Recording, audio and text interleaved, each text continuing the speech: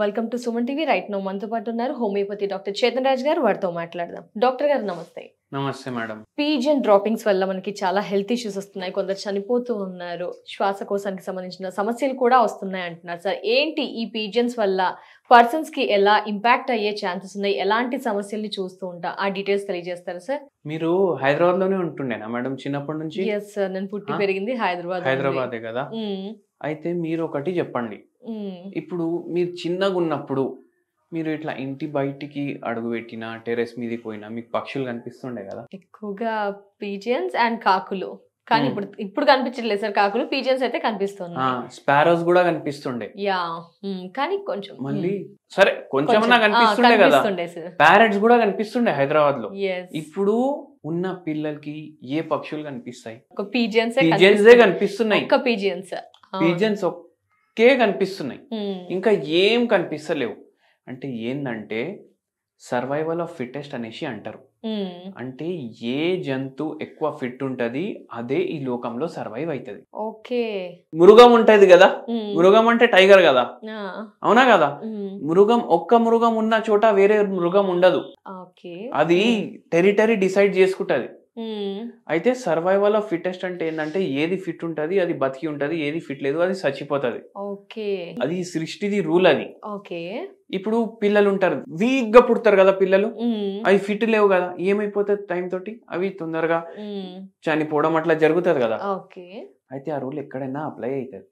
కానీ ఇక్కడ ఏమైతుంది తెలుసా మీకు? పావురాళ్ళు ఉంటాయి కదా, దాని పాపులేషన్ విపరీతంగా పెరిగిపోయింది. అవును సార్, ఎస్, మనం గమనిస్తూ ఉంటే ఇంకెక్కువైంది. దానివల్ల ఏం ప్రాబ్లం అవుతుంది అంటే అది అంత ఫిట్ కూడా ఉంది అని చెప్పడానికి రాదు. ఇప్పుడు పావురాళ్ళు తినే ఫుడ్ వేరే పక్షులు కూడా తింటాయి కదా. అవును, స్పారోస్ కూడా తింటాయి. కానీ పావురాళ్ళు ఎట్లా ఉంటాయి అంటే తింటూనే ఉంటాయి. ఆ ఫుడ్ ఇప్పుడు వేరే పక్షులకి మిగులుతుందా? మిగలదు. అప్పుడు ఏమవుతుంది? వేరే చిన్న పక్షులు ఏవి అంత స్ట్రాంగ్ లేవి, అవి మెల్లమెల్లగా దాని పాపులేషన్ జీరోకి వెళ్ళిపోతుంది. ఇప్పుడు స్పారోస్ అట్లనే అయిపోయింది. ఇది అయితే సరే, ఇప్పుడు పావురాళ్ళు లిమిట్ లా ఎంత ఉండాలి అంత ఉంటే ఈ లోకానికి అది బెనిఫిట్ చేస్తాయి. కానీ స్పారోస్ అస్సలు ఉండకపోతే స్పారోస్ కి సంబంధించి ఫుడ్ చైన్ ఏదైతే ఉంటుంది అది కూడా డ్యామేజ్ అవుతుంది. ఆ ప్రాబ్లం కూడా అవుతుంది. స్పారోలు తగ్గిపోయినాయి, ప్యారెట్లు తగ్గిపోయినాయి. ఎందుకంటే వేరే బర్డ్స్ కూడా అవే తింటాయి కదా, కానీ పావురాళ్ళు అసలు మిగిలించవు ఫుడ్. అంత విపరీతంగా దాని కడుపు నిండిపోతే కూడా అవి తింటూనే ఉంటాయి. అదొక ప్రాబ్లం ఉంటుంది. మళ్ళీ ఇంకో పెద్ద సమస్య ఏంది అంటే తింటాయి సరే, ఇప్పుడు లాజికల్ గా మనం ఒకటి డిస్కస్ చేద్దాం. మనిషి తక్కువ తింటే మలం కూడా తక్కువ వస్తుంది కదా. పావురాళ్ళు ఫుల్ తింటాయి, మలం కూడా ఎక్కువ వస్తుంది కదా. ఈ మలం ఎక్కడ వేస్తుంది? అది డ్రాపింగ్. మీరు బండి మీద పోతున్నారు, ఇంపార్టెంట్ మీటింగ్ ఉంది మీకు, చాలా ఇంపార్టెంట్ మీటింగ్ ఉంది, మీ బట్ట మీద పడుతుంది, ఏమైపోతుంది? ఇప్పుడు మీరు వీడియో షూట్ కి వస్తున్నారు, దానికి సంబంధించి వేసుకొని దాని మీద పడితే ఏమైపోతుంది? అరే ఇప్పుడు వీడియో ఎట్లా తీయాలి, మళ్ళా ఇంటికి పోవాలి, అవునా కదా? అదొక్కటే డ్రాపింగ్ ప్రాబ్లం కాదు, ఇది డ్రై కూడా అవుతుంది. రోడ్ల మీద పడుతుంది, టెరెస్ మీద పడుతుంది, బండ్ల మీద పడుతుంది, ఇది డ్రై అయిపోతుంది. ఇప్పుడు డ్రై అయిపోయినాక ఏమైతుంది అంటే గాలి వస్తుంది కదా, ఆ డ్రాపింగ్ పార్టికల్స్ అవి అట్మాస్ఫియర్ లో కలుస్తాయి. అవి అట్మాస్ఫియర్ లో కలిసి మనం అదే గాలి ఇన్హేల్ చేస్తాం.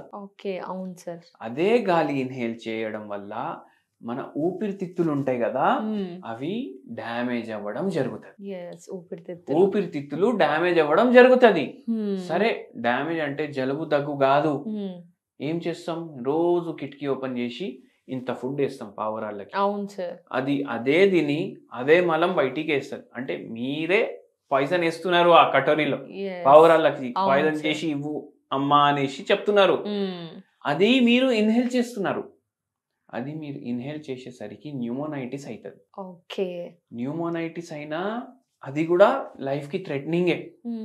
మళ్ళీ లంగ్ ఫైబ్రోసిస్ అవుతుంది లాంగ్ రన్ లో. లంగ్ ఫైబ్రోసిస్ అంటే ఏంటి అంటే, ఇప్పుడు మీరు గోడ ఉంది, గోడకి ఒక పర్టికులర్ రంగు వేసేసిండ్రు, అది ఈజీగా డ్రై అయినాక వస్తుందా బయటికి? రాదు, పర్మనెంట్ గా అయిపోతుంది. గోధుమ పిండితోటి మీరు చపాతీ చేసిండ్రు, ఇప్పుడు చేసిన చపాతీని మళ్ళా గోధుమ పిండి చేయడానికి వస్తుందా? రాదు కదా. అంటే ఏంది, పర్మనెంట్ గా చేంజ్. ఏదైతే ఊపిరితిత్తు లంగ్ ఫైబ్రోసిస్ తోటి ఎఫెక్ట్ అవుతుంది అది పర్మనెంట్ డ్యామేజ్. ఉరకడానికి రాదు, ఫాస్ట్ గా నడవడానికి రాదు, కొంచెం పని చేసినా ఆయాసం వచ్చేస్తుంది. సరే అస్తమా అయిపోతుంది పేషెంట్ కి, ఆయాసం పెరుగుతూనే ఉంటది. మళ్ళా ఏమైతుంది, ఇది లాంగ్ రన్ లో ఇప్పుడు ఊపిరితిత్తులు ఎఫెక్ట్ అయినాయి అంటే వేరే ఆర్గన్స్ కూడా ఎఫెక్ట్ అవుతాయి. నరాల బలహీనత వస్తుంది పేషెంట్ కి లాంగ్ రన్ లో. ఎట్లా, ఇప్పుడు ఆక్సిజన్ తక్కువ పోతుంది, ఇంత లంగ్ కెపాసిటీ ఉంటది, కానీ లంగ్ కెపాసిటీ ఇప్పుడు ఇంతే అయిపోతుంది. లంగ్ కెపాసిటీ ఇంతే అయిపోయిందంటే గాలి కూడా తక్కువ పీల్చుకుంటాం మనం, షార్ట్నెస్ ఆఫ్ బ్రెత్ ఎక్కువ అయిపోతుంది పేషెంట్. అప్పుడు ఆక్సిజన్ బాడీకి సరిపోదు, ఆక్సిజన్ బాడీకి సరిపోదు, నరాలు డ్యామేజ్ అవుతాయి, బ్రెయిన్ డ్యామేజ్ అవుతుంది, కిడ్నీలు డ్యామేజ్ అవుతాయి, లాస్ట్ కి మనిషి చావుకి కూడా ఇది కారణం అయిపోతుంది. చాలా పెద్ద డ్యామేజ్ అవుతుంది. అందరు ఏమనుకుంటారు, పుణ్యం వస్తుంది అనేసి పావురాళ్ళకి వేస్తూనే ఉంటారు. కానీ ఈ డ్యామేజ్ వాళ్ళకు తెలియదు కదా ఇట్లా అవుతుందని. ఇప్పుడు ట్యాంక్ బండ్ వెళ్ళండి, మీరు ఏ టైం కన్నా వెళ్ళండి, ఎవరో ఒకరు వేస్తూనే ఉంటారు. మనకి కొన్ని సరౌండింగ్స్ లో కూడా చాలా బల్క్ లో ఉంటుంటాయి సార్, అక్కడ కూడా చూస్తాం. కోటి, మళ్ళా మన ముస్లిం జంగ్ పుల్, పురాణా పుల్, ట్యాంక్ బండ్, ఇవన్నీ ఏరియాల్లో వేస్తూనే ఉంటారు. కానీ దానివల్ల వేరే జనాలకు ఎంత ప్రమాదం అవుతుంది వాళ్ళకు కూడా తెలియదు. స్పెషల్లీ పిల్లల్లో ఎక్కువగా ఉంటుందా సార్? పిల్లల్లో ఇంకా ఈజీగా ఎఫెక్ట్ అవుతారు. ఎందుకంటే ఇప్పుడు చూడండి, సింపుల్ గా ఎగ్జాంపుల్ చెప్పాలంటే, మీకు 1 year లో జలుబు దగ్గు ఎన్నిసార్లు అయితే చెప్పండి? ఇయర్లీ ట్వైస్ అవుతుంది.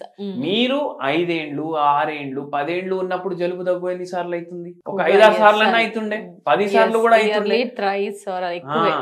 ఎందుకు అంటే చిన్నప్పుడు మనం ఈ వాతావరణానికి ఇమ్యూన్ అవ్వడానికి టైం పడుతుంది. మనం 10 ఏళ్ళు 15 ఏళ్ళు వచ్చినాక మనం ఇమ్యూన్ అయిపోతాం, దాని తర్వాత మనకి ఇన్ఫెక్షన్లు తగ్గుతాయి. కానీ చిన్న పిల్లలకి ఫ్రీక్వెంట్ గా ఇన్ఫెక్షన్స్ రావడం జరుగుతుంది.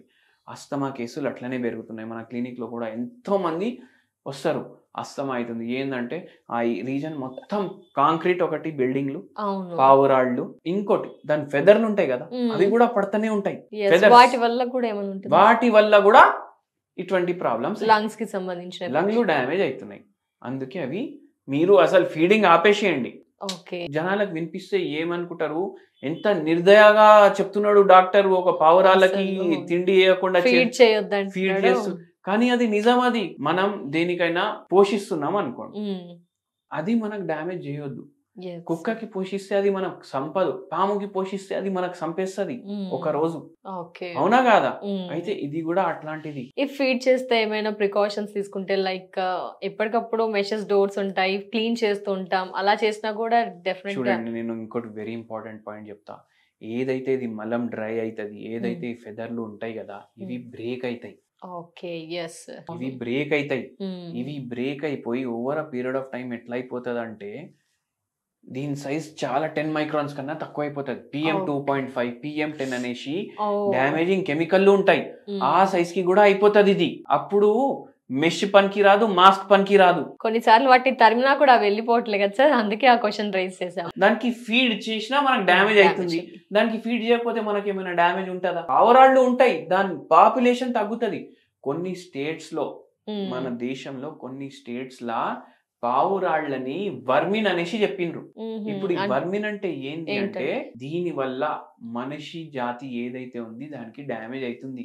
ఒకవేళ ఇట్లా డ్యామేజ్ ఎక్కువ అవుతుందంటే వీటిని సంపితే కూడా ఏం ప్రమాదం లేదు అనేసి. Definitely sir, thank you so much sir. నమస్తే. నమస్తే మేడం.